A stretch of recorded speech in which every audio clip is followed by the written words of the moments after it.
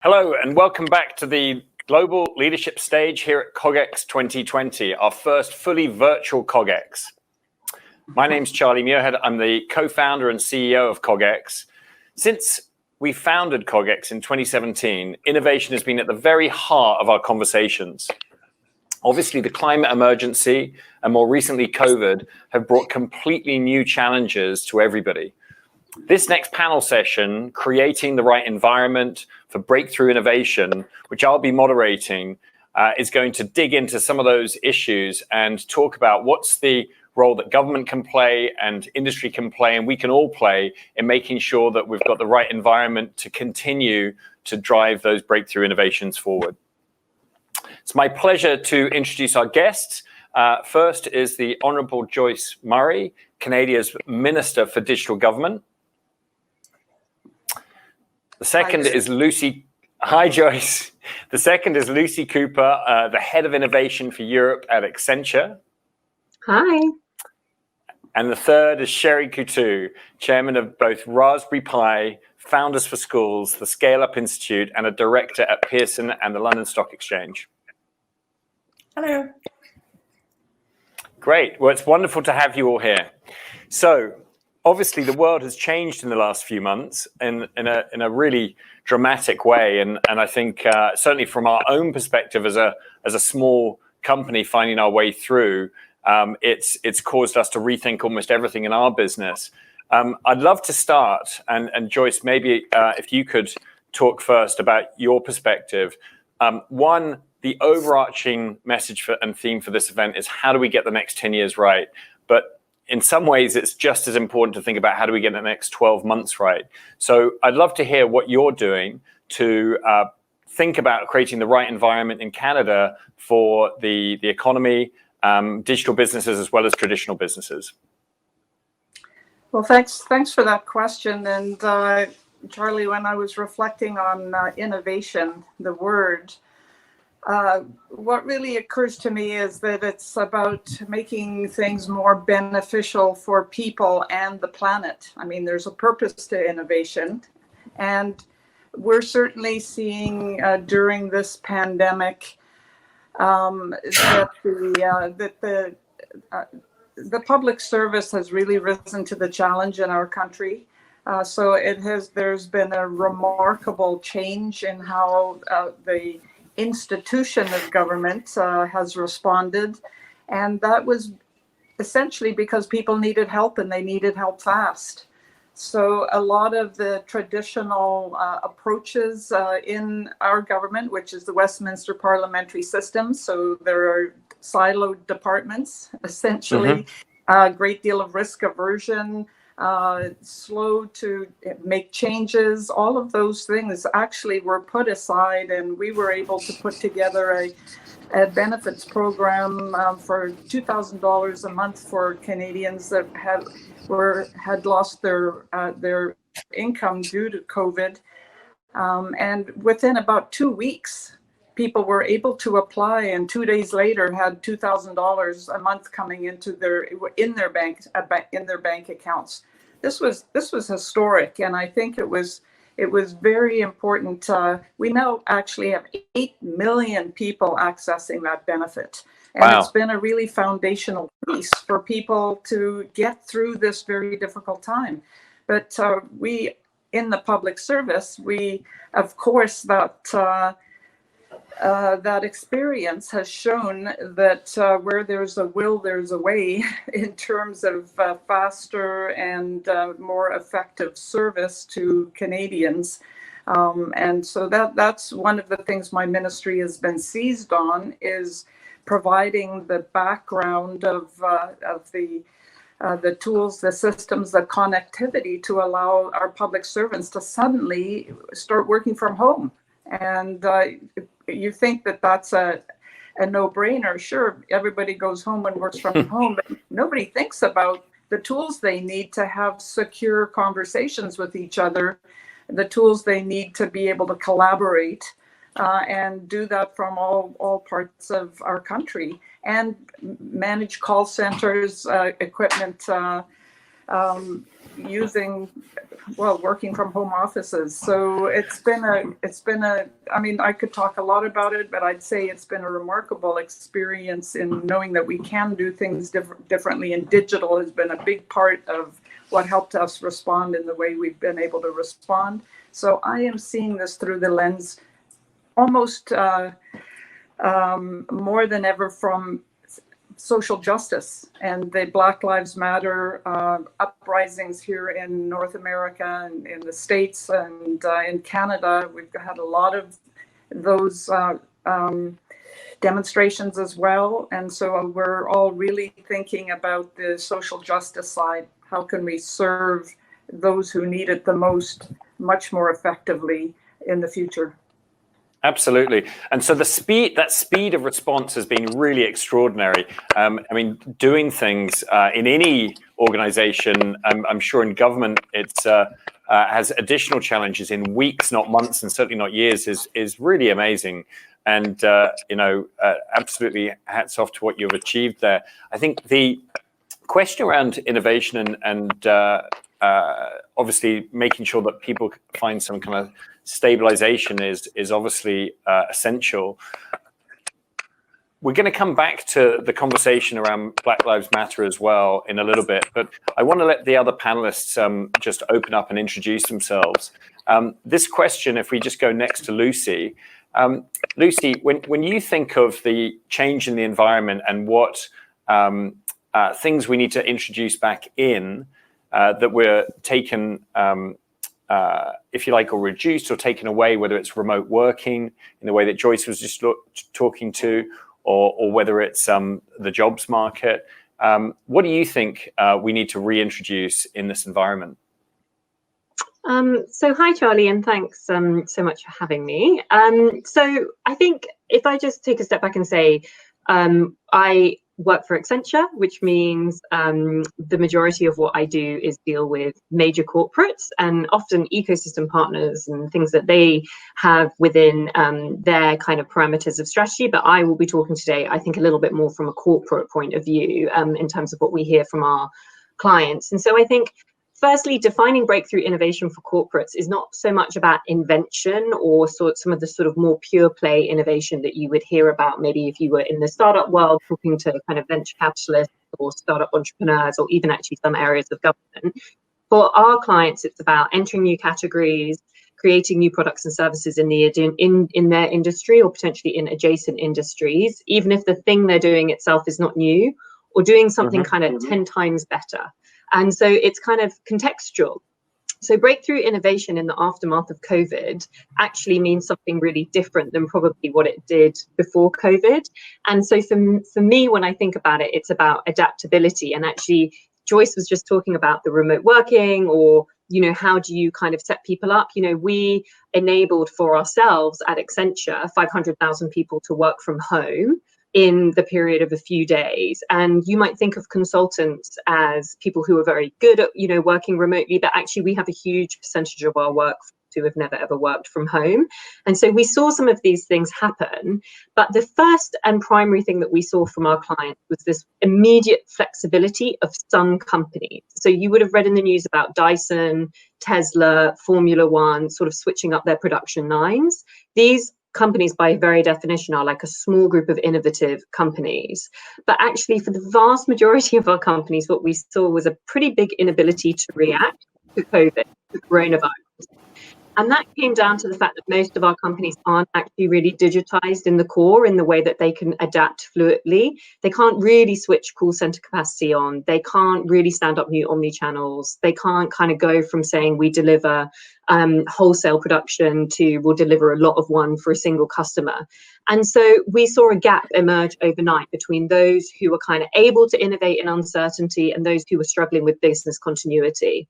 And so the rules of corporates comes down to kind of how can you line up a lot of variables in a way that enable a consistent and meaningful process towards innovation. And so when I kind of think about what do we need to put back in, we need to put back in, if we put the technology aside, pace, you use the word speed and pace. I think we saw a lot of our clients be momentarily paralyzed, and we need to put back in kind of a massive behavioral and cultural shift.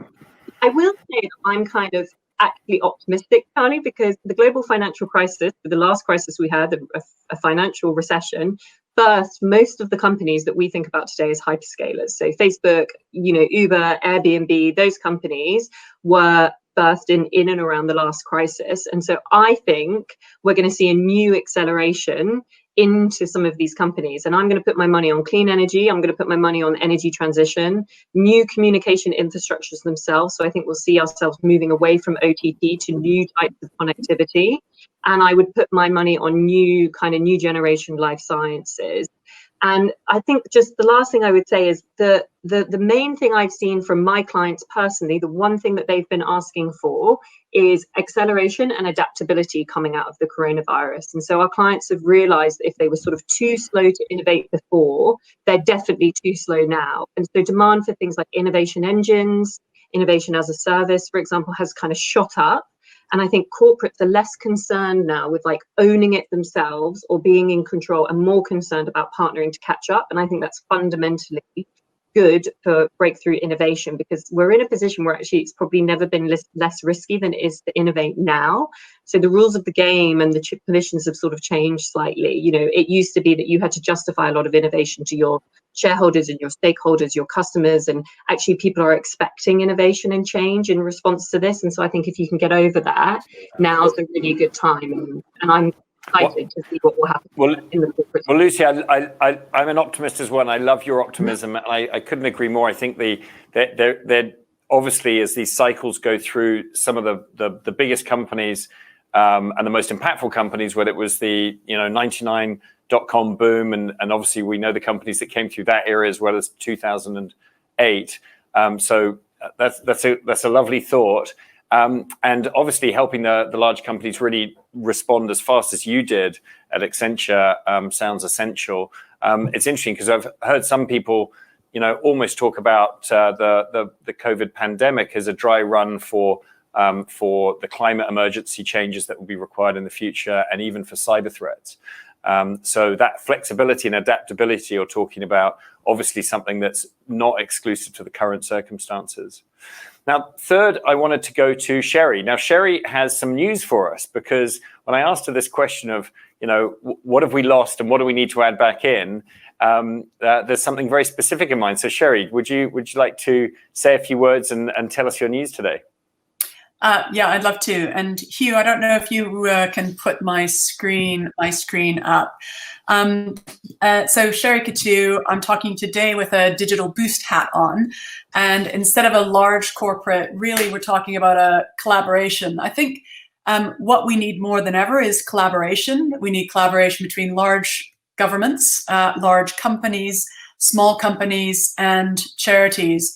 And I think of some of the work that I did a little while ago showed that the benefits of collaboration means that you can deliver innovation at 90 times more cheaply than if you tried to go alone. So I hope that we really truly have left behind us when companies, governments try to do things on their own and not in a collaboration.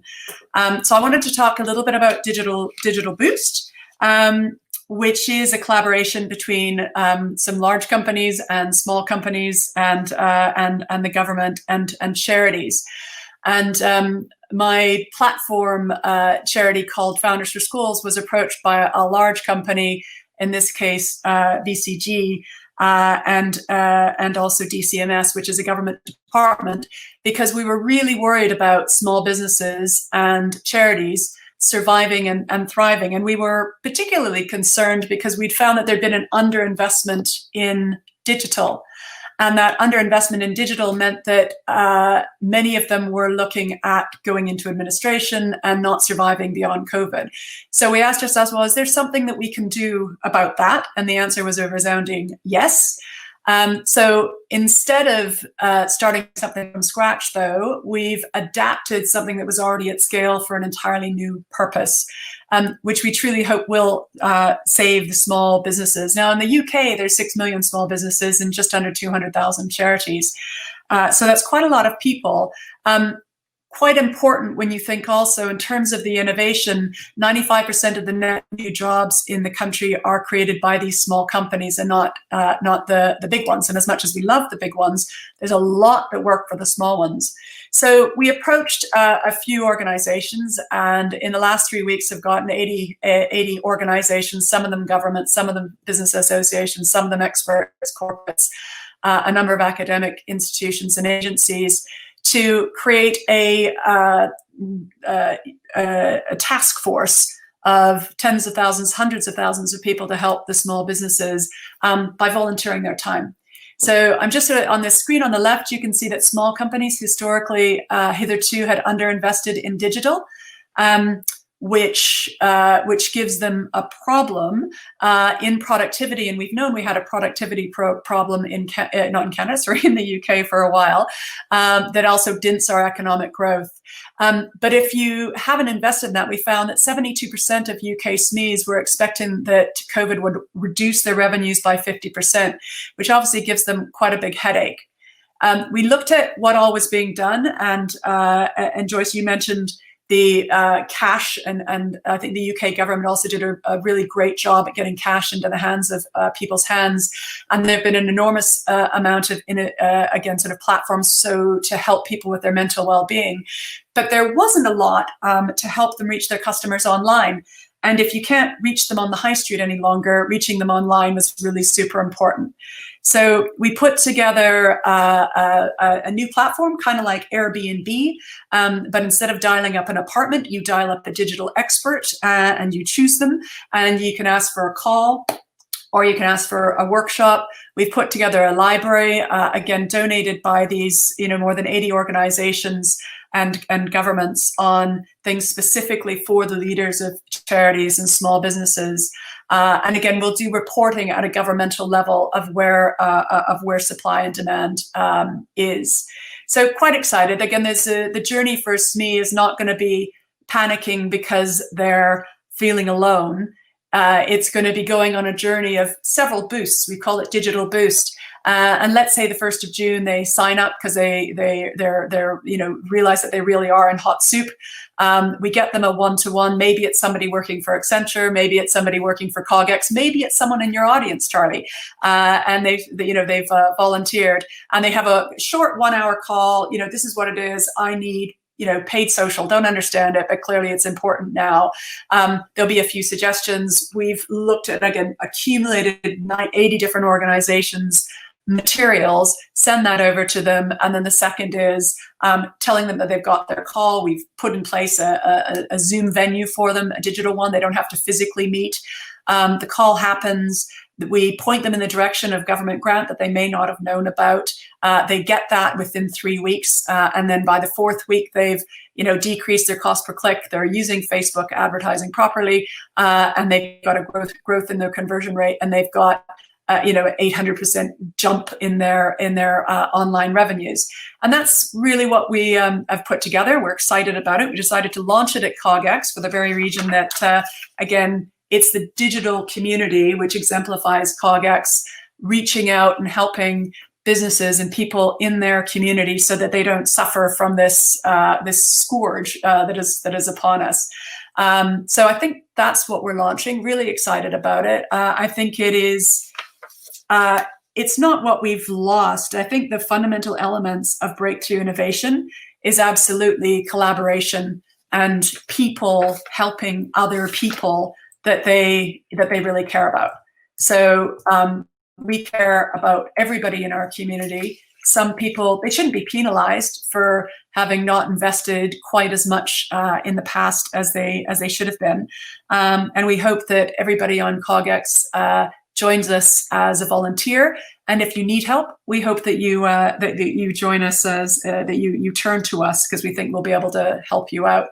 And I just wanted to finish with, it's very exciting to me. My journey started with Accenture, but I'm also a Canadian, so I loved this. I love this panel that you put together. It brings all sorts of aspects of my life. And we've been approached by Canada tech advocates to bring Digital Boost to Canada. And Joyce, I don't know if you'd welcome that, but if you would, be happy to have a chat with you, and maybe you could sort of bring about global innovation, because that's also what I think we need more of. We don't need this brilliant focus on local things. Let's go global and help each other as a community to solve these vexing problems that are not just local. Great. Well, we love bringing people together. Thank you, Sherry, and congratulations on the launch today. And I'm sure there are lots of people in the audience who would love to be involved. Because we start a little bit late, we are going to move very quickly, because the main stage, there's another session will be coming on here. We're going to move quite quickly to the breakout Q&A, where we can dig into this a little bit further. But that was a great introduction. And just before we do, Joyce, I just wanted to give you a chance to come back, because I think the innovation you described that you've already essentially had to deliver on in a very short period of time must have required all kinds of new process and thinking inside government. What's the next big step in innovation that you're going to have to focus on delivering to improve those services to your citizens? Well, first, I do want to say yes, Sherry. I'm really interested in what you talked about, and I've already been writing down Digital Boost and thinking about how I can get that PowerPoint. So I'm really pretty pleased that you offered that. We're about maybe 6 or 7 years behind the UK in this digital government journey, and so where are we going to go from here with what we've learned? I think clearly the government of Canada and the siloed way that we still do things with data held and owned by different departments, very difficult to do any collaboration across departments. And so there's a lot of redundancy, and there's still the 7-year massive projects to try and redo a particular platform for serving Canadians. And we recently, a couple of years ago, had one that just failed and has been very costly to our public servants, the payroll program called Phoenix, which may be famous around the world by now. So we have a lot of work to do, and one of the things that I think is very obvious and clear is that we don't have a technology problem, we have an institutional problem. And it's the 150 years of Westminster parliamentary system with the top-down authorities and the silos of departments responsible to serve a minister, and with no motivation, only risk, no reward for collaborating across departmental lines. And so it's tackling that is going to be, I think, critical. Not changing the whole system of how our government works, but really bringing in the digital principles that we have started to do over the last year or two, that have to do with iterating. It has to do with working across departments, working in the open, those kinds of things. So we're going to have to. We'll be exiting this COVID situation with a strategy for how we can springboard off of what we've learned, that we can do things differently in a crisis. And if we think about serving citizens and the frustration they have when it's still a paper-based system, and they have to download a PDF, fill it out, fax it in, literally in some departments, and they don't even know if somebody got their information or not, and then they wait. So I just want to say that it is not just about social justice, that because the people who have money and time can afford the frustration and still do the transaction, and others just don't even go there. So it's not just about service to citizens. It's also about trust in government. So if you have a government and you cannot do a transaction without government, that doesn't take you a lot of frustration and time. Whereas you can sit on your sofa and book a round the world trip or do your banking with your smartphone, how can you trust the organization that really has the purpose of serving you? And if you can't trust, what does that do for our democracy? So I think it really ties into bigger themes. Climate change has been a theme of my work in my private business life. and in government. So there's also that dimension that's always important to me, that our democracy has some challenges these days around the world. And so trust in government is so important these days. And I think that by serving people better, more easily, more effectively, more fairly, we can solidify trust in government just through that simple approach. So that's what I've been thinking about over the past couple of weeks a lot, is how do you put in place a strategy to really ramp up this transformation, that we're behind some leaders like the UK, but that actually can help us do it more quickly and effectively through through collaboration. So that's to me a very exciting opportunity right now. Definitely. Well, I think that collaboration is something we talked about yesterday and today, and I think there's a huge need to get that right. And you and Lucy obviously have a common view of the opportunity around innovating in the climate emergency to not just address it, but also build growth going forward. Now, I'm afraid we've run out of time for this bit of the session. So what we're going to do now is wrap up the first part and say goodbye to our audience here. But anybody who wants to continue following this session, you can go to the CogX app and join the breakout Q&A. It's under the Happening Now section, and you can also just filter by the track breakout, and you'll be able to find it. So I'm just, for now, going to wrap up and say thank you to Joyce, to Sherry, and to Lucy for this session on how do we deliver breakthrough innovation in a post-COVID world. And please come and join us in the Q&A. Thank you very much. Want access to more CogX videos? Subscribe now for free at cogx.co.